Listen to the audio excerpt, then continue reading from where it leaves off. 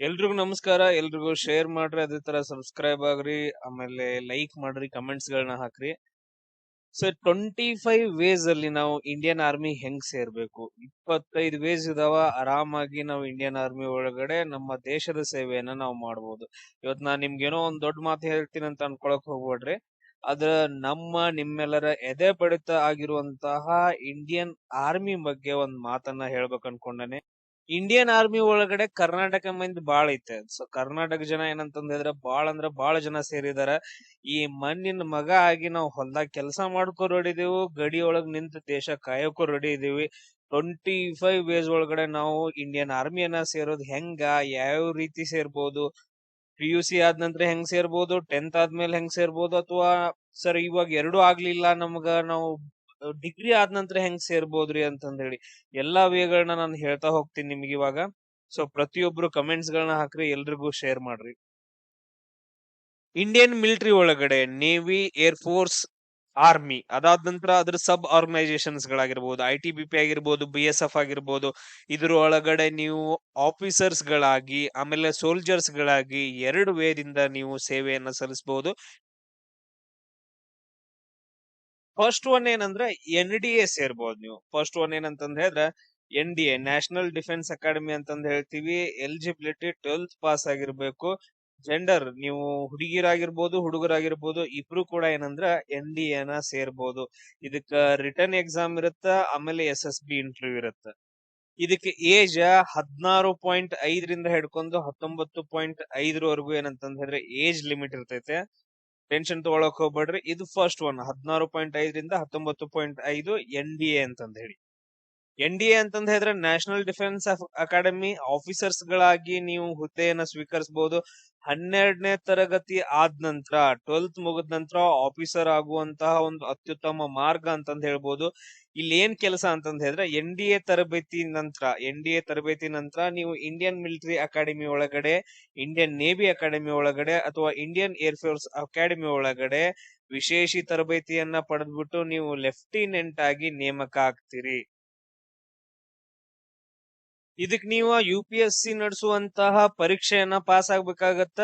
Pass ಆದ ನಂತರ 5 ದಿನ SSB ಇಂಟರ್ವ್ಯೂ ಇರುತ್ತ. ಅದ್ರ ಮೂಲಕ ನೀವೇನಂದ್ರೆ ಆಫೀಸರ್ಸ್ ಗಳಾಗಿ NDA ಎಕ್ಸಾಮ್ ಅನ್ನ ಕ್ಲಿಯರ್ ಮಾಡ್ಕೊಂಡು ತರಬೇತಿಯನ್ನ ಪಡೆಯೋಕ್ ಹೋಗ್ಬೇಕಾಗತ್ತ. ಅದಾದ ನಂತರ ನಿಮ್ಗ ಅಲ್ಲೇ ಎಲ್ಲ ಟ್ರೈನಿಂಗ್ ಅನ್ನ ಕೊಡ್ತಾರ. ಇವನ್ ಕಾಲೇಜ್ ಕೂಡ ಅಲ್ಲೇ ಕಂಪ್ಲೀಟ್ ಆಗತ್ತ. ತರಬೇತಿ ಮುಗಿದ ನಂತರ ಸೇನಾಪಡೆ, ವಾಯುಪಡೆ ಅಥವಾ ನೌಕಾಪಡೆ ಒಳಗಡೆ ನೀವು ಲೆಫ್ಟಿನೆಂಟ್ ಆಗಿ ಸೇವೆಯನ್ನ ಸಲ್ಲಿಸ್ತೀರಿ.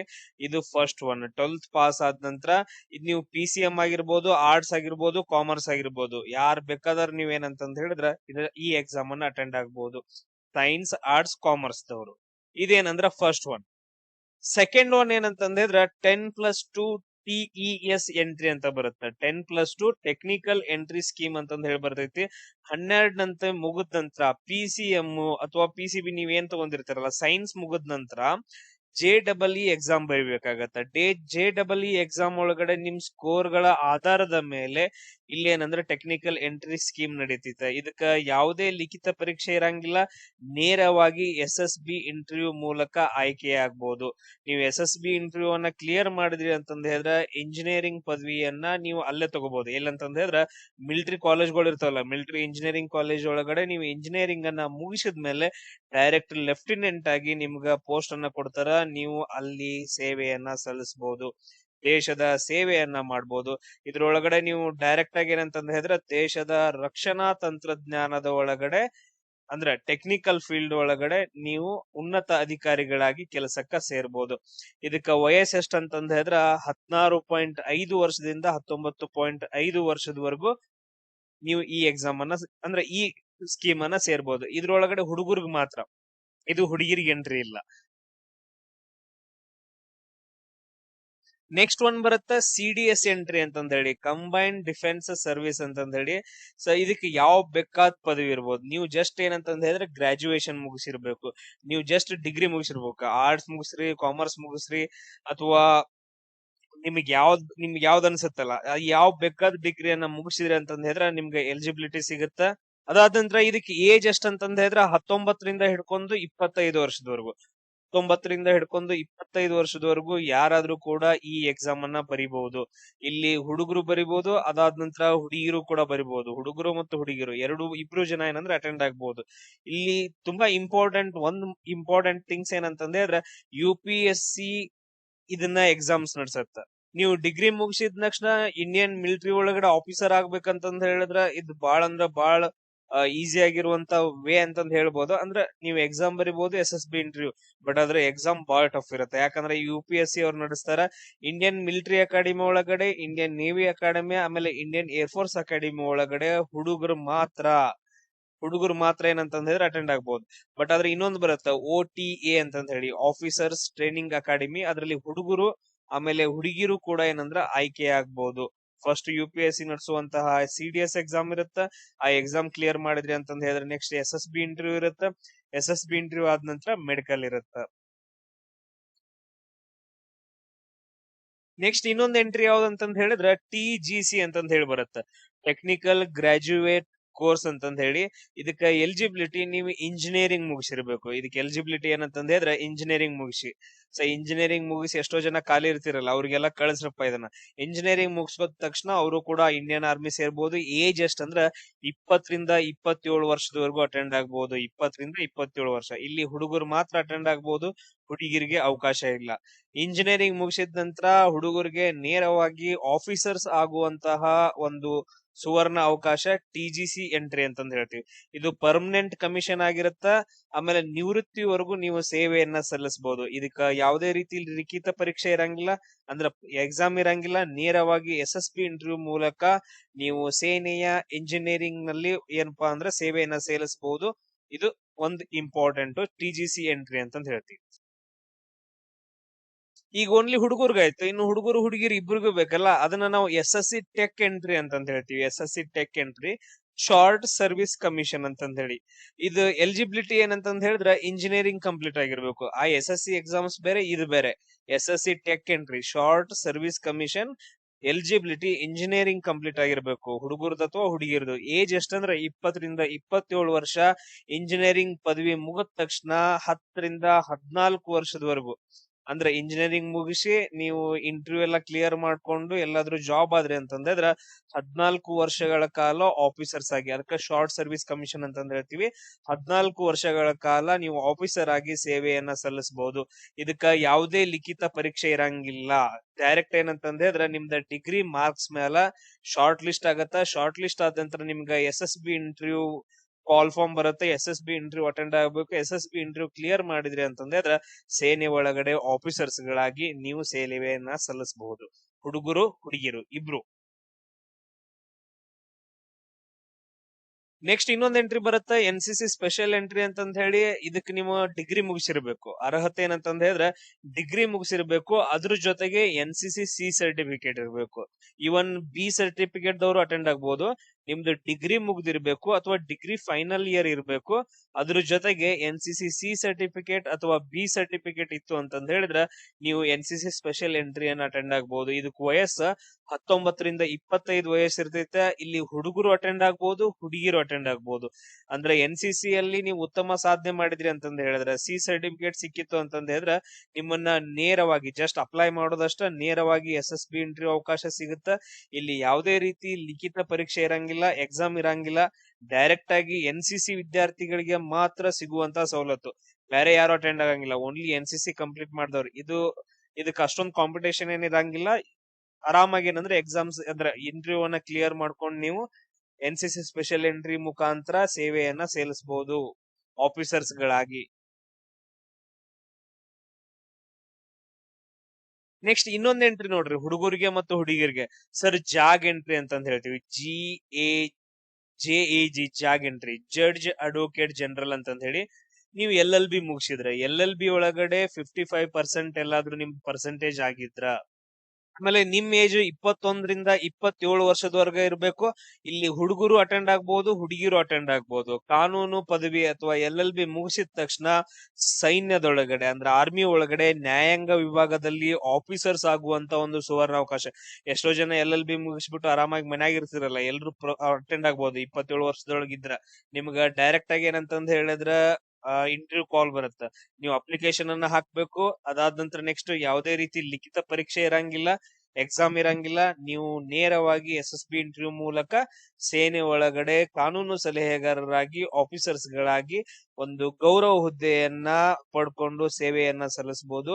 ಇದನ್ನ ನಾವು ಜಾಗ್ ಎಂಟ್ರಿ ಅಂತಂದ್ ಹೇಳ್ತೀವಿ. ಇವಾಗ ಏನೆಲ್ಲ ಹೇಳಾಕತ್ತೇನಲ್ಲ, ಪ್ರತಿಯೊಂದು ಏನಂತಂದ್ ಹೇಳಿದ್ರೆ ವರ್ಷಕ್ಕ 2 ಸಾರಿ ಕರೀತಾರ. ಅದಂದ್ರ ಅಫಿಷಿಯಲ್ ಆಗಿ ಕಾಲ್ ಆಗತ್ತ.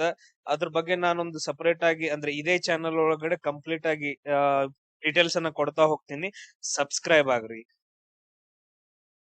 ನೆಕ್ಸ್ಟ್ ನೋಡ್ರಿ, ಆರ್ಮಿ ಎಜುಕೇಶನ್ ಕಾರ್ಪ್ಸ್ ಅಂತಂದ್ ಹೇಳಿ AEC ಎಂಟ್ರಿ ಅಂತಂದ್ ಹೇಳಿ ಬರುತ್ತ.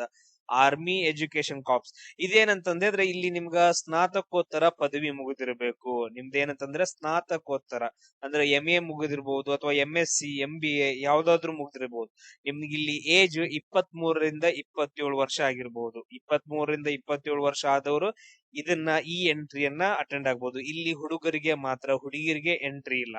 ಹುಡುಗರು ಮಾತ್ರ ಅಟೆಂಡ್ ಆಗ್ಬಹುದು. ಸೈನ್ಯದಲ್ಲಿ ಸೈನಿಕರಾಗಿ ಶಿಕ್ಷಣ ನೀಡುವ ಕೆಲಸ ಅಂತಂದ್ ಹೇಳ್ತೀವಿ. ಇವಾಗ ನೀವು ಸ್ಕೂಲ್ಗಳಲ್ಲಿ, ಕಾಲೇಜ್ಗಳಾಗಿ ಟೀಚರ್ಗಳಾಗಿ, ಶಿಕ್ಷಕರಾಗಿ ಏನ್ ಸೇವೆ ಸಲ್ಲಿಸ್ತೀರಲ್ಲ, ಸೇಮ್ ಅದೇ ರೀತಿಯಾಗಿ ಸೈನ್ಯದೊಳಗಡೆ ಅಲ್ಲಿ ಕಾಲೇಜಸ್ ಇರ್ತಾವ, ಸ್ಕೂಲ್ಗಳಿರ್ತಾವ, ಅಲ್ಲಿ ನೀವು ಟೀಚರ್ಸ್ ಗಳಾಗಿ ಸೇವೆಯನ್ನ ಸಲ್ಲಿಸಬಹುದು. ಇದಕ್ಕ ನೀವು ಡೈರೆಕ್ಟ್ ಆಗಿ ನಿಮ್ದೇನು ಡಿಗ್ರಿ ಇರುತ್ತಲ್ಲ, ಡಿಗ್ರಿ ಮಾರ್ಕ್ಸ್ ಮೇಲೆ ಶಾರ್ಟ್ ಲಿಸ್ಟ್ ಆಗತ್ತ. ಅದಾದ್ಮೇಲೆ SSB ಇಂಟರ್ವ್ಯೂ ಮೂಲಕ ಆಯ್ಕೆ ಮಾಡ್ತಾರ. ನೆಕ್ಸ್ಟ್ ಎಂಟ್ರಿ ನೋಡ್ರಿ, RVC ಅಂತಂದ್ ಹೇಳಿ ಬರುತ್ತೆ, ರಿಮೌಂಟ್ ವೆಟರ್ನರಿ ಕಾರ್ಪ್ಸ್ ಅಂತಂದ್ ಹೇಳಿ. ಇದಕ್ಕ ಎಲಿಜಿಬಿಲಿಟಿ ವೆಟರ್ನರಿ ಕಂಪ್ಲೀಟ್ ಆಗಿರ್ಬೇಕು, ವೆಟರ್ನರಿ ಡಿಗ್ರಿ ಕಂಪ್ಲೀಟ್ ಆಗಿರ್ಬೇಕು. ಸೊ ಏಜ್ ಎಷ್ಟಂದ್ರೆ 21ರಿಂದ 32 ವರ್ಷ. 21ರಿಂದ 32 ವರ್ಷ ಯಾರ್ಯಾರು ಅದಿರಿ, ಹುಡುಗರಿಗೆ ಮಾತ್ರ, ಹುಡುಗಿರಿಗೆ ಅವಕಾಶ ಇರಂಗಿಲ್ಲ. ಈಗ ಆರ್ಮಿ ಒಳಗಡೆ ಹಾರ್ಸ್ ಇರ್ತಾವ, ಆಮೇಲೆ ಡಾಗ್ಸ್ ಇರ್ತಾವ. ಸೊ ಅವುಗಳ ಆರೈಕೆ ಮಾಡೋಕೆ ಅಥವಾ ಅದ ಚಿಕಿತ್ಸೆ ಮಾಡೋಕೆ ವೆಟರ್ನರಿ ಡಾಕ್ಟರ್ ಗಳಾಗಿ ನೀವು ಆಫೀಸರ್ಸ್ ಗಳಾಗಿ ಹೋಗ್ಬೋದು. ಡಾಕ್ಟರ್ ಇರ್ತಾರಿ, ಬಟ್ ಅದರ ಆಫೀಸರ್ ಹುದ್ದೆಯನ್ನ ಕೊಡ್ತಾರ. ಇದು ಕೂಡ ಏನಂತಂದ್ ಹೇಳಿದ್ರ ನಿಮ್ಮ ಡಿಗ್ರಿ ಏನಿರುತ್ತಲ್ಲ ಮಾರ್ಕ್ಸ್, ಅದ್ರ ಮೇಲೆ ಶಾರ್ಟ್ ಲಿಸ್ಟ್ ಅನ್ನ ಮಾಡ್ತಾರ. ಶಾರ್ಟ್ ಲಿಸ್ಟ್ ಆದ ನಂತರ ನಿಮ್ಗ SSB ಇಂಟರ್ವ್ಯೂ ಕಾಲ್ ಬರುತ್ತ. SSB ಇಂಟರ್ವ್ಯೂ ಆದ್ಮೇಲೆ ನಿಮ್ ಏನಂತಂದ್ ಹೇಳಿದ್ರ ಡಾಕ್ಟರ್ಸ್ ಗಳಾಗಿ, ಆಫೀಸರ್ಸ್ ಗಳಾಗಿ ಇಂಡಿಯನ್ ಆರ್ಮಿ ಒಳಗಡೆ ನೀವೇನ್ ಮಾಡ್ಬೋದು ಅಂದ್ರೆ ಇಂಡಿಯನ್ ಮಿಲಿಟರಿ ಒಳಗಡೆ ಸೇವೆಯನ್ನ ಸಲ್ಲಿಸಬಹುದು. ಇವು ಇಲ್ಲಿವರೆಗೂ ಏನಂತಂದ್ ಹೇಳಿದ್ರೆ ಆಫೀಸರ್ಸ್ ಗಳಾಗಿ. ಇನ್ ಮೇಲೆ ಏನಂತಂದ್ ಹೇಳಿದ್ರೆ ಸೋಲ್ಜರ್ಸ್ ಗಳಾಗಿ ಯಾವ್ಯಾವ ರೀತಿ ಜಾಯಿನ್ ಆಗ್ಬಹುದು ಅಂತಂದೇಳಿ. ಫಸ್ಟ್ ಒನ್ ಏನಂದ್ರೆ ಅಗ್ನಿವೀರ GD ಅಂತಂದ್ ಹೇಳ್ತೀವಿ, general duty. Just 10th pass ಆಗಿದ್ರೆ ಸಾಕು, ಬಟ್ ಅದ್ರ ಪರ್ಸೆಂಟೇಜ್ ಆಗಿರ್ಬೇಕು 45% ಆಗಿರ್ಬೇಕು. ಅದಕ್ಕಿಂತ ಕಮ್ಮಿ ಆದ್ರೆ ಪ್ರಾಬ್ಲಮ್ ಆಗತ್ತ. 10th ಮುಗಿಸಿದ್ರೆ ಸಾಕು. 17.5 ವರ್ಷದಿಂದ ಹಿಡ್ಕೊಂಡು 21 ವರ್ಷದವರೆಗೂ ಹುಡುಗರು ಮತ್ತು ಹುಡುಗಿಯರು ಇಬ್ರು ಕೂಡ ಏನಂದ್ರೆ ಜಾಯಿನ್ ಆಗ್ಬಹುದು. ಇದು ತುಂಬಾ ಈಸಿ ಆಗಿರುವಂತಹ ಎಕ್ಸಾಮು ಸೋಲ್ಜರ್ಸ್ ಗಳಾಗಿ ಜಾಯಿನ್ ಆಗೋಕ. ಸೊ ಟೋಟಲ್ ಆಗಿ 4 ವರ್ಷಗಳ ಸೇವೆ ಇರುತ್ತ. ಅದಾದ ನಂತರ 25% ಮೆಂಬರ್ಸ್ ಏನಂದ್ರ ಪರ್ಮನೆಂಟ್ ಅವಕಾಶ ಸಿಗುತ್ತ. ಉಳಿದವ್ರಿಗೆ ಏನಂದ್ರ ಸ್ಟೈಪೆಂಡ್ ಆಗಿರ್ಬೋದು, ಉಳಿದಂತಹ ಥಿಂಗ್ಸ್ ಗಳು ಸಿಗ್ತಾವ. ಅದ್ರ ಬಗ್ಗೆ ಡಿಸ್ಕಷನ್ ಮಾಡೋದ್ ಬೇಡ.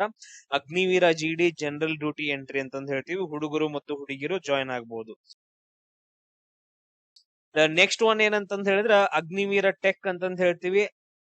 PUC ಮುಗಿದಿರ್ಬೇಕು. ಅದು PUC ಒಳಗಡೆ ಸೈನ್ಸ್ ಅಂಡ್ ITI ಮುಗಿದಿರ್ಬೇಕು. 12th ಒಳಗಡೆ ಸೈನ್ಸ್ ಅಂಡ್ ITI ಮುಗಿದಿತ್ತಂದ್ರೆ ನೀವು ಅಗ್ನಿವೀರ ಟೆಕ್ನಿಕಲ್ ಜಾಯಿನ್ ಆಗ್ಬಹುದು. ಇದಕ್ಕೂ ಕೂಡ 17.5ರಿಂದ ಹಿಡ್ಕೊಂಡು 21 ವರ್ಷದವರೆಗೂ ಹುಡುಗರಿಗೆ ಮಾತ್ರ. ನೀವು ಅಲ್ಲಿ ಹೋಗಿ ಇಂಡಿಯನ್ ಆರ್ಮಿ ಒಳಗಡೆ ಹೋಗಿ ಹುಡುಗರು ಎಲ್ಲಿ ಕೆಲಸ ಮಾಡ್ತೀರ ಅಂತಂದ್ ಹೇಳಿದ್ರೆ, ಅಗ್ನಿವೀರ ಟೆಕ್ ಎಂಟ್ರಿ ಮುಗಿಸ್ಕೊಂಡ್ರಿ ಅಂತಂದ್ ಹೇಳಿದ್ರೆ ಟೆಕ್ನಿಕಲ್ ಫೀಲ್ಡ್ ಒಳಗಡೆ ರೇಡಿಯೋ ಡಿಪಾರ್ಟ್ಮೆಂಟ್ ಆಗಿರ್ಬೋದು, ಎಲೆಕ್ಟ್ರಾನಿಕ್ ಡಿಪಾರ್ಟ್ಮೆಂಟ್ ಆಗಿರ್ಬೋದು, ಅಥವಾ ವೆಪನ್ ಡಿಪಾರ್ಟ್ಮೆಂಟ್ ಆಗಿರ್ಬೋದು. ಸೊ ಅದ್ರ ಟೆಕ್ನಿಕಲ್ ಮ್ಯಾನೇಜ್ಮೆಂಟ್ ಏನ್ ಬರುತ್ತಲ್ಲ ಅದ್ರ ಒಳಗಡೆ ನೀವು ಕೆಲಸವನ್ನ ಮಾಡಬಹುದು. ಅಗ್ನಿವೀರ ಟೆಕ್ನಿಕಲ್ ಎಂಟ್ರಿ ಅಂತಂದ್ ಹೇಳ್ತೀವಿ. ನೆಕ್ಸ್ಟ್ ಇನ್ನೊಂದ್ ಎಂಟ್ರಿ ಯಾವ್ದಂದ್ರೆ ಅಗ್ನಿವೀರ ಕ್ಲರ್ಕ್ ಅಂತಂದ್ ಹೇಳ್ತೀವಿ. ಇದು 12ನಂತೆ ಮುಗಿದಿರ್ಬೇಕು. ಸೊ ಇಲ್ಲೂ ಕೂಡ ವಯಸ್ಸು ಎಷ್ಟಂದ್ರೆ 17.5ರಿಂದ ಹಿಡ್ಕೊಂಡು 21 ವರ್ಷದವರೆಗೂ ಇಲ್ಲಿ ಹುಡುಗರಿಗೆ ಮಾತ್ರ. ಇದು ತುಂಬಾ ಇಂಪಾರ್ಟೆಂಟ್. ಈಗ ಸೇನಾ ಡಿಪಾರ್ಟ್ಮೆಂಟ್ಸ್ ಗಳು ಬರ್ತಾವಲ್ಲ, ಅದ್ರೊಳಗಡೆ ಆಡಳಿತ ಮತ್ತು ದಾಖಲೆಗಳ ನಿರ್ವಹಣೆ ಮಾಡುವಂತದ್ದು ಕ್ಲರ್ಕ್ ಹುದ್ದೆ ಅಂತಂದ್ ಹೇಳ್ತೀವಿ ಇಂಡಿಯನ್ ಆರ್ಮಿ ಒಳಗಡೆ. ಇದು ಒಂದ್ ಏನಂತಂದ್ರೆ ತುಂಬಾ ಇಂಪಾರ್ಟೆಂಟ್. ಆನ್ಲೈನ್ ಎಕ್ಸಾಮ್ ಇರುತ್ತೆ, ಅದ್ರ ಜೊತೆಗೆ ಟೈಪಿಂಗ್ ಟೆಸ್ಟ್ ಇರ್ತೈತೆ. ಇದಕ್ಕೊಂದು ಎಕ್ಸ್ಟ್ರಾ ಟೈಪಿಂಗ್ ಟೆಸ್ಟ್ ಇರ್ತೈತೆ. ನೆಕ್ಸ್ಟ್ ನೋಡ್ರಿ, ಅಗ್ನಿವೀರ ಟ್ರೇಡ್ಸ್ ಮ್ಯಾನ್ ಅಂತಂದ್ ಹೇಳಿ. ಅಗ್ನಿವೀರ ಟ್ರೇಡ್ಸ್ ಮ್ಯಾನ್ ಒಳಗಡೆ 2 ಬರ್ತಾವ. ಒಂದು 8ನೇ ತರಗತಿ ಪಾಸ್ ಆಗಿದ್ರ, ಇನ್ನೊಂದು 10ನೇ ತರಗತಿ ಪಾಸ್ ಆಗಿದ್ರ. ಸೊ ವಯಸ್ಸೆಷ್ಟ 17.5 ಹಿಡ್ಕೊಂಡು 21 ವರ್ಷದವರೆಗೂ ಅಟೆಂಡ್ ಆಗ್ಬೋದು. ಇಲ್ಲಿ ಹುಡುಗರಿಗೆ ಮಾತ್ರ. ಇಲ್ಲಿ ನೀವು ಏನೇನ್ ಮಾಡ್ಬೋದು, ಏನೇನ್ ಕೆಲಸಗಳನ್ನ ಮಾಡ್ಬೋದು ಅಂತಂದ್ ಹೇಳಿದ್ರ, ಇಂಡಿಯನ್ ಆರ್ಮಿ ಒಳಗಡೆ ಏನೇನ್ ಮಾಡ್ಬೇಕಲ್ಲ ಎಲ್ಲಾ ಕೆಲಸಗಳನ್ನ ಆಸ್ ಅ ಟ್ರೇಡ್ ಮೆನ್ ಆಗಿ ಮಾಡ್ಬೇಕಾಗತ್ತ. ಅದ್ರ ಬಗ್ಗೆ ನಾನು ಡೀಟೇಲ್ ಅನ್ನ ಕೊಡಂಗಿಲ್ಲ ಇವಾಗ. ನೆಕ್ಸ್ಟ್ ತುಂಬಾ ಇಂಪಾರ್ಟೆಂಟ್ ಎಂಟ್ರಿ ಯಾವ್ದಂದ್ರೆ ಸಿಪಾಯಿ ಫಾರ್ಮಾ ಅಂತಂದ್ ಹೇಳ್ತೀವಿ. ನೀವು ಫಾರ್ಮಸಿ ಮುಗಿಸಿದ್ರೆ, ಡಿ ಫಾರ್ಮು ಇಲ್ಲ ಬಿ ಫಾರ್ಮ್ ಮುಗಿಸಿದ್ರು ಕೂಡ ನೀವು ಇಂಡಿಯನ್ ಆರ್ಮಿ ಒಳಗಡೆ ಸೇರ್ಬೋದು. ನಿಮ್ಗೆ ಏಜ್ 19ರಿಂದ 25 ವರ್ಷ. ಇದು ಹುಡುಗರಿಗೆ ಮಾತ್ರ ಇರುತ್ತೆ. So 12th plus B pharmacy ಅಥವಾ ಡಿ ಫಾರ್ಮ್ ಮುಗಿಸಿರ್ಬೇಕು. ಇಂಡಿಯನ್ ಆರ್ಮಿ ಒಳಗಡೆ ಅಲ್ಲೂ ಕೂಡ ಅಂದ್ರೆ ಹಾಸ್ಪಿಟಲ್ಸ್ ಇರ್ತಾವ, ಔಷಧಿ ವಿತರಣೆ ಮಾಡಬಹುದು. ಅದಾದ ನಂತರ ನೆಕ್ಸ್ಟ್ ವೈದ್ಯಕೀಯ ವಿಭಾಗ ಒಳಗಡೆ ಒಂದು ಕೆಲಸ ಮಾಡುವಂತ ಒಂದು ಉತ್ತಮ ಅವಕಾಶ ನಿಮಗೆ ಸಿಗುತ್ತೆ. ಇಲ್ಲಿ ಒಂದು ಲಿಖಿತ ಎಕ್ಸಾಮ್ ಇರುತ್ತೆ, ಆಮೇಲೆ ಫಿಸಿಕಲ್ ಟೆಸ್ಟ್ ಇರುತ್ತೆ. ಸೊ ಇದು ಫಾರ್ಮಸಿ ಅವರಿಗೆ. ಇನ್ನೊಂದು ನೆಕ್ಸ್ಟ್ ಇಂಪಾರ್ಟೆಂಟ್ ಎಂಟ್ರಿ ಯಾವ್ದಂದ್ರ JCO ರಿಲಿಜಿಯಸ್ ಟೀಚರ್ ಅಂತಂತ ಹೇಳ್ತೀವಿ. ಇದಕ್ಕ ಡಿಗ್ರಿ ಮುಗ್ದಿರ್ಬೇಕು, ಆಮೇಲೆ ಧಾರ್ಮಿಕ ಅರ್ಹತೆಗಳಿರ್ಬೇಕು. ಅಂದ್ರ ಅವ್ರ ಪಂಡಿತರಾಗಿರ್ಬೇಕು. ಅಂದ್ರ ಅವ್ರಿಗೆಲ್ಲ ವೇದಗಳ ಬಗ್ಗೆ ಏನಂದ್ರ ನಾಲೆಜ್ ಇರ್ಬೇಕು. ಇದಕ್ ವಯಸ್ಸು ಎಷ್ಟಂದ್ರೆ 25ರಿಂದ 34 ವರ್ಷ. ಹುಡುಗರಿಗೆ ಮಾತ್ರ ಅವಕಾಶ ಇರುತ್ತೆ. ಸೈನಿಕ ಇದ್ರಂದ್ರೆ ಇಂಡಿಯನ್ ಆರ್ಮಿ ಒಳಗಡೆ, ಮಿಲಿಟರಿ ಒಳಗಡೆ ಧಾರ್ಮಿಕ ಮಾರ್ಗದರ್ಶನ ನೀಡೋದಾಗಿರ್ಬೋದು, ನೈತಿಕ ಸ್ಥೈರ್ಯವನ್ನ ನೀಡುವ ಕೆಲಸವನ್ನ ಇವ್ರು ಮಾಡ್ತಾರ. ಅಂದ್ರ ಗುರುಗಳಾಗಿ, ಧರ್ಮದ ಗುರುಗಳಾಗಿ ಸೈನ್ಯದಲ್ಲಿ ಅವಕಾಶ ಸಿಗುತ್ತೆ. ಇದಕ್ಕ ಎಕ್ಸಾಮ್ ಇರ್ತೈತೆ, ಅದ್ರ ಜೊತೆಗೆ ಇಂಟರ್ವ್ಯೂ ಇರುತ್ತೆ, ನಾರ್ಮಲ್ ಇಂಟರ್ವ್ಯೂ. ನೆಕ್ಸ್ಟ್ ಬರುತ್ತೆ ನೋಡ್ರಿ ಟೆರಿಟೋರಿಯಲ್ ಆರ್ಮಿ ಅಂತಂದ್ ಹೇಳಿ. ಸೊ ಇದ್ರಲ್ಲಿ ಫಸ್ಟ್ ಒಂದು TA ಒಳಗಡೆ ಡಿಗ್ರಿ ಮುಗಿಸ್ಕೊಂಡು 18ರಿಂದ 42 ವರ್ಷದವರೆಗೂ ಹುಡುಗರು ಹುಡುಗಿಯರು ಸೇವೆಯನ್ನ ಸಲ್ಲಿಸಬಹುದು ಇಂಡಿಯನ್ ಆರ್ಮಿ ಒಳಗಡೆ ಆಸ್ ಅ ಆಫೀಸರ್ಸ್ ಗಳಾಗಿ. ಅದು ಟೆರಿಟೋರಿಯಲ್ ಆರ್ಮಿ 18ರಿಂದ 42 ವರ್ಷ. ಗರ್ಲ್ಸ್ ಆಗಿರ್ಬೋದು, ಬಾಯ್ಸ್ ಆಗಿರ್ಬೋದು, ಆಸ್ ಅ ಆಫೀಸರ್ಸ್ ಗಳಾಗಿ. ಇನ್ನೊಂದು ಟೆರಿಟೋರಿಯಲ್ ಆರ್ಮಿ ಬರುತ್ತ, ನೀವು ಜಸ್ಟ್ 10th ಪಾಸ್ ಆಗಿದ್ರ ಇದು ಸೇಮ್ ನೀವು GD ಅಟೆಂಡ್ ಆಗ್ತಿರಲ್ಲ, ಅಗ್ನಿವೀರ GD 17.5 ವರ್ಷದಿಂದ ಹಿಡ್ಕೊಂಡು 23 ವರ್ಷದವರೆಗೂ. ಅದೇನಂದ್ರೆ territorial army as a soldiers ಗಳಾಗಿ. ಇಲ್ಲಿ 2 ಎಂಟ್ರಿ ಬರ್ತಾವ. ಪ್ರಾಪರ್ ಆಗಿ ಏನಂದ್ರೆ ನೀವು ನೋಡ್ಕೋಬೇಕು ಯಾವ್ದನ್ನ ಅಪ್ಲೈ ಮಾಡ್ಬೇಕಂತಂದೇಳಿ. ಇದಾದ್ಮೇಲೆ ನೆಕ್ಸ್ಟ್ ಇನ್ನೊಂದ್ ಎಂಟ್ರಿ ಬರುತ್ತ MNS ಎಂಟ್ರಿ ಅಂತಂದ್ ಹೇಳಿ, ಮಿಲಿಟರಿ ನರ್ಸಿಂಗ್ ಸರ್ವಿಸ್. ಅಂದ್ರೆ ನೀವು BSc ಒಳಗಡೆ ನರ್ಸಿಂಗ್ ಅನ್ನ ಮುಗಿಸಿದ್ರಿ ಅಂತಂದ್ ಹೇಳಿದ್ರೆ ಒಂದು ಸುವರ್ಣ ಅವಕಾಶ. 17ರಿಂದ 25 ವರ್ಷ. ಇದು ಹುಡುಗಿರಿಗೆ ಮಾತ್ರ. ಸೊ ಹುಡುಗಿರ್ ಮಾತ್ರ ಏನಂತಂದ್ ಹೇಳಿದ್ರೆ BSc ನರ್ಸಿಂಗ್ ಮುಗಿಸಿದವರು ಮಿಲಿಟರಿ ನರ್ಸಿಂಗ್ ಸರ್ವಿಸ್ ಒಳಗಡೆ ಆಸ್ ಅ ನರ್ಸಿಂಗ್ ಆಫೀಸರ್ಸ್ ಗಳಾಗಿ ನೀವು ಕೆಲಸವನ್ನ ಮಾಡ್ಬೋದು. ಇದರಲ್ಲಿ ತುಂಬಾ ಇಂಪಾರ್ಟೆಂಟ್ ನೀಟ್ ಸ್ಕೋರ್. ನೀವು ನೀಟ್ ಎಕ್ಸಾಮ್ ಅನ್ನ ಬರ್ದಿರ್ಬೇಕು. ನೀಟ್ ಸ್ಕೋರ್ ಚೆನ್ನಾಗಿತ್ತು ಅಂತಂದ್ ಹೇಳಿದ್ರೆ ನೀವು ಶಾರ್ಟ್ ಲಿಸ್ಟ್ ಆಗ್ತೀರಿ. ಶಾರ್ಟ್ ಲಿಸ್ಟ್ ಆದ ನಂತರ ನಿಮ್ಗ ಇಂಟರ್ವ್ಯೂ ಇರುತ್ತೆ. ಇಂಟರ್ವ್ಯೂ ಆದ ನಂತರ ಮೆಡಿಕಲ್ ಚೆಕ್ಅಪ್ ಇರುತ್ತೆ. ಮೆಡಿಕಲ್ ಚೆಕ್ಅಪ್ ಆದ ನಂತರ ನೀವು ಆಸ್ ಆಫೀಸರ್ಸ್ ಗಳಾಗಿ, ಅಂದ್ರೆ ನರ್ಸಿಂಗ್ ಆಫೀಸರ್ಸ್ ಗಳಾಗಿ ಇಂಡಿಯನ್ ಮಿಲಿಟರಿ ಒಳಗಡೆ ಸೇವೆಯನ್ನ ಸಲ್ಲಿಸಬಹುದು. ಇದೊಂದು ಸುವರ್ಣ ಅವಕಾಶ. ನೆಕ್ಸ್ಟ್ ಎಂಟ್ರಿ ಬರುತ್ತ ACC ಅಂತಂದ್ ಹೇಳಿ, ಆರ್ಮಿ ಕೆಡೆಟ್ ಕಾಲೇಜ್. ಅಂದ್ರ ಸೇನೆಯಲ್ಲಿರುವಂತಹ ಸೈನಿಕರಿಗೆ. ನೀವು ಆಲ್ರೆಡಿ ಸೇನೆಯಲ್ಲಿರ್ಬೇಕು, 2 ವರ್ಷ ಸೇವೆ ಆಗಿರ್ಬೇಕು. ಅದಾದ್ಮೇಲೆ ನೀವೇನಂತಂದ್ ಹೇಳಿದ್ರ ಆರ್ಮಿ ಕೆಡೆಟ್ ಕಾಲೇಜ್ ಒಳಗಡೆ ಆಫೀಸರ್ಸ್ ಗಳಾಗಿ ಒಂದು ಸೇರುವಂತ ಸುವರ್ಣ ಅವಕಾಶ. ಅಂದ್ರೆ ಸರ್ ಇವಾಗ ನಾ ಸೋಲ್ಜರ್ ಆಗೇನ್ರಿ, ಸೋಲ್ಜರ್ ಆದ ನಂತರ ನೆಕ್ಸ್ಟ್ ನಾ ಇವಾಗ ಆಫೀಸರ್ ಆಗ್ಬೇಕಂತ ನಂದೊಂದ್ ಕನಸ್ ಐತ್ರಿ, ನಮ್ಮ ಅಪ್ಪ ನಮ್ಮ ಒಂದ್ ಕನಸ್ ಐತ್ರಿ. ಇಲ್ಲ ಸರ್ ನಮ್ ಹುಡುಗಿ ಒಪ್ಕೋವಳ್ರಿ, ಆಕಿಗ್ ನಾ ಆಫೀಸರ್ ಆಗ್ಬೇಕಂತ ಅನ್ಕೊಂಡೇನ್ರಿ. ಬಟ್ ಆದ್ರೆ ಈಗ ನಾ ಸೋಲ್ಜರ್ ಅದೇನ್ರಿ, ಜಸ್ಟ್ 10th ಅಷ್ಟ ಮುಗ್ದೈತ್ರಿ ನಂದ, PUC ಅಷ್ಟ ಮುಗ್ದೈತಿ, ಹೆಂಗ್ ಮಾಡೋದ? ಅವಾಗೊಂದ್ ಅವಕಾಶ ಐತ. ನೀನ್ ಆಲ್ರೆಡಿ ಸೇನೆಯಲ್ಲಿರ್ತಿ, ಅದ ನೇವಿ ಆಗಿರ್ಬೋದು, ಏರ್ಫೋರ್ಸ್ ಆಗಿರ್ಬೋದು, ಆರ್ಮಿ ಆಗಿರ್ಬೋದು. ಅಲ್ಲಿ ಸೋಲ್ಜರ್ ಆಗಿ ನಿಂದ್ 2 ವರ್ಷ ಸೇವೆ ಆಗಿತ್ತು ಅಂತಂದ್ ಹೇಳಿದ್ರ, ನಿಂದ್ ವಯಸ್ಸು 27 ವರ್ಷದೊಳಗಿತ್ತಂದ್ರ, ನೀ ಹುಡುಗ ಆಗಿದ್ದೆ ಅಂದ್ರೆ ಹುಡುಗರು ಮಾತ್ರ ಅಟೆಂಡ್ ಆಗ್ಬೇಕು. ಸೊ ನೀವು ಹುಡುಗರೇ ಅಂತಂದ್ ಹೇಳಿದ್ರ ಸೈನಿಕರಿಂದ ಆಫೀಸರ್ಸ್ ಆಗುವಂತ ಒಂದು ಸುವರ್ಣ ಅವಕಾಶ, ಅದ್ಭುತ ಅವಕಾಶ ಅಂತಂದ್ ಹೇಳ್ತೀವಿ. ನೀವು ಅಪ್ಲೈ ಮಾಡ್ಬೇಕು. ಅಪ್ಲೈ ಮಾಡಿದ ನಂತರ ನಿಮ್ಗ SSB ಇಂಟರ್ವ್ಯೂ ಕಾಲ್ಫಾರ್ಮ್ ಆಗುತ್ತೆ. SSB ಇಂಟರ್ವ್ಯೂ ಅಟೆಂಡ್ ಆಗಿ ನೆಕ್ಸ್ಟ್ ಅದನ್ನ ಕ್ಲಿಯರ್ ಮಾಡ್ಕೊಂಡ್ರಿ ಅಂದ್ರೆ ಮೆಡಿಕಲ್ ಚೆಕಿಂಗ್ ಇರುತ್ತೆ. ಮೆಡಿಕಲ್ ಚೆಕ್ಅಪ್ ಆದ ನಂತರ ನೀವು ಸೋಲ್ಜರ್ಸ್ ಗಳಿಂದ ಆಫೀಸರ್ಸ್ ಗಳಾಗಿ ಇಂಡಿಯನ್ ಮಿಲಿಟರಿ ಒಳಗಡೆ ಸೇವೆಯನ್ನ ಸಲ್ಲಿಸಬಹುದು. ನೆಕ್ಸ್ಟ್ ನೋಡ್ರಿ ಇನ್ನೊಂದ್ ಎಂಟ್ರಿ ಬರುತ್ತ PCSL ಎಂಟ್ರಿ ಅಂತ ಹೇಳಿ, ಪರ್ಮನೆಂಟ್ ಕಮಿಷನ್ ಸ್ಪೆಷಲಿಸ್ಟ್ ಅಂತಂದ ಹೇಳಿ.